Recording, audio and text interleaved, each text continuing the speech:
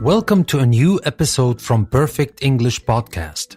Today we're going to focus on usage notes to learn how to use English to accomplish specific purposes, and specifically, we're going to focus on how to compliment, congratulate, and criticize someone. What kind of language do we use to achieve these three purposes? But before we start, let me remind you that I have created a quiz for you. You can find the link to the quiz in the description of this episode. It's always a good idea to take a quiz to check your understanding of all the information we're going to talk about in this quiz, or you can use it to review your information, and definitely it's a good tool to retain the information you learn. So without further ado, let's get to it and start talking about the positive sides, how to compliment and congratulate someone. Now we will start with how you compliment and congratulate someone for their appearance or clothes. If you know someone quite well, or if you're talking to someone in an informal situation,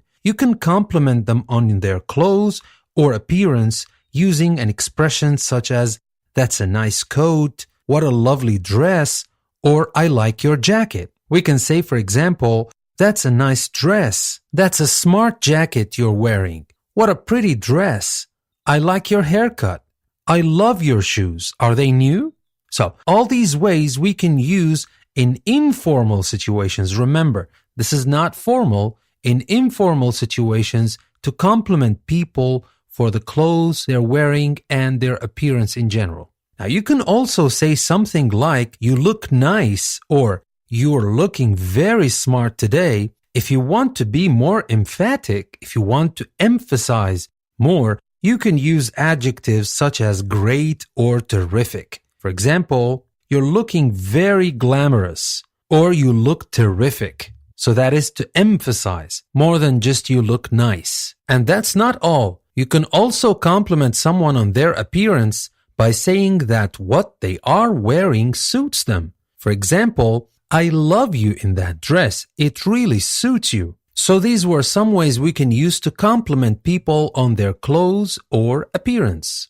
And now what about meals? You can compliment someone on a meal by saying something like, "This is delicious," during the meal, or "That was delicious," after the meal. So you can say "This is delicious" or "That was delicious." You can say words like "fantastic" or a phrase like "That was lovely." So you can use all these three expressions to compliment someone on a meal. And how about complimenting someone on a skill they have? You can compliment someone on doing something skillfully or well using an exclamation. For example, "What a marvelous memory you've got." Or we can say, "Oh, that's true. Yes, what a good answer." Or we can also say, "Look, there's a boat. Oh, yes, well spotted." And here we have an exclamation mark at the end of each sentence. And how about achievements? You can say congratulations to someone to congratulate them on achieving something. For example, "Well, congratulations, Ginny, you've done it."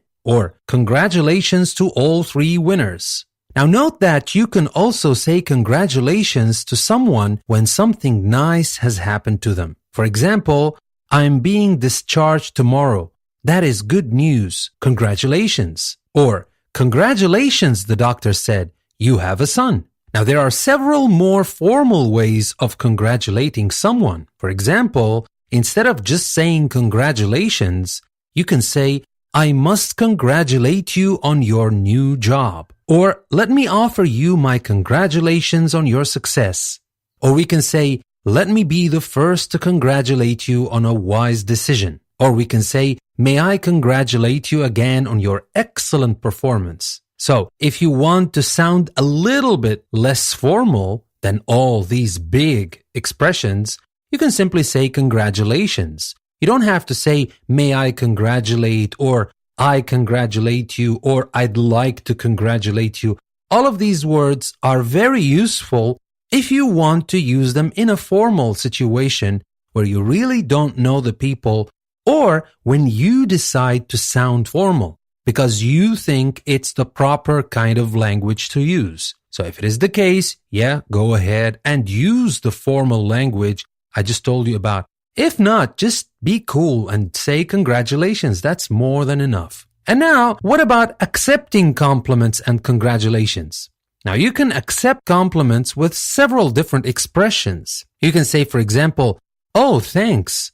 Or you can say, "It's very nice of you to say so." Or "I'm glad you think so." But you can always go with "thank you" or "thanks" because that works all the time. Now, if someone compliments you on something you are wearing, you can also say something like, "It's nice, isn't it?" For example, if I say to you, "I do like your dress," you can reply by saying, "Yes, it's nice, isn't it?" And you can also respond by saying how old it is or how or where you got it. For example, if I say to you, "That's a nice blouse," you can say, "Have you not seen this before?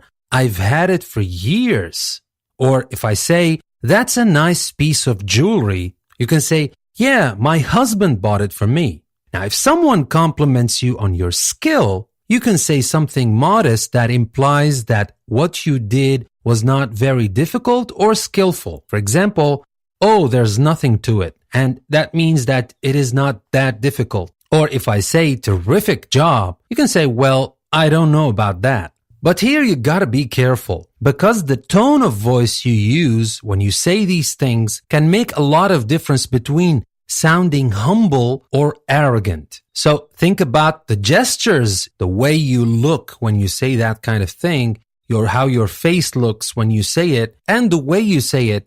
You don't want to sound arrogant. But these are ways to say that was nothing. There's nothing to it. And obviously when someone congratulates you, you can simply say thanks or thank you. So remember, we have different ways to accept compliments and congratulations. And these are very nice ways to try something different than just saying thanks all the time. But again, if you are in doubt, if you're not so sure that this is the right sentence you want to use, you can always use thanks. It's the safe choice. But remember, being safe will not make your English perfect. You have to risk making mistakes. You have to risk saying the wrong things until you learn how to say them right in the right places. So that was all I wanted to tell you about complimenting and congratulating someone. And now let's move to the negative side of it, how to criticize someone. Now, people do not usually express criticism strongly unless they know the person they are criticizing well. If you want to criticize someone for doing something badly,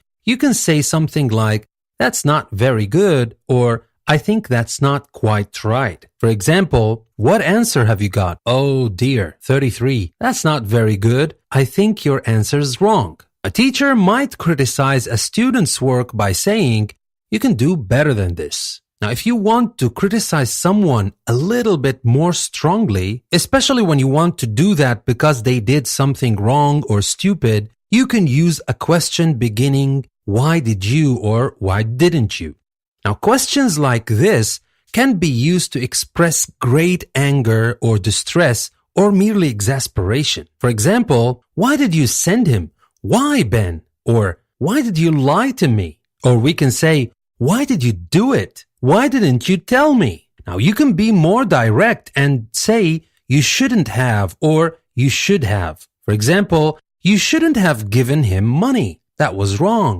Or, "You should have asked me. You shouldn't have done that without getting back to me first." Now, some people say, "How could you?" when they feel very strongly that someone has been thoughtless. And obviously, thoughtless is the opposite of thoughtful. For example, "How could you? You knew I didn't want anyone to know." Or you can say, "How could you be so stupid?" Now, there are other ways of expressing criticism which are even more direct or impolite. So be careful. You will probably offend the other person. It's not cool. If you're not absolutely sure that you do mean to offend someone, please stay away from expressions like these or use them at your peril. For example, we can say, "That's no good," or "That won't do." Or you can say, "This is wrong. These are all wrong." Or you can say, "You're hopeless."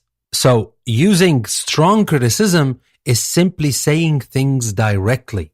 "You stupid, you liar," etc. You don't use any other language to make it a little bit lighter.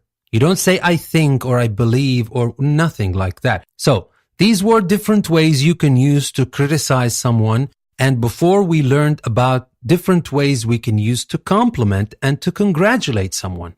I hope you found the information I shared with you today useful. But before I go, let me remind you that there is a very nice and short quiz you can use to check your understanding of everything we talked about in this episode. You can find the link in the description of this episode.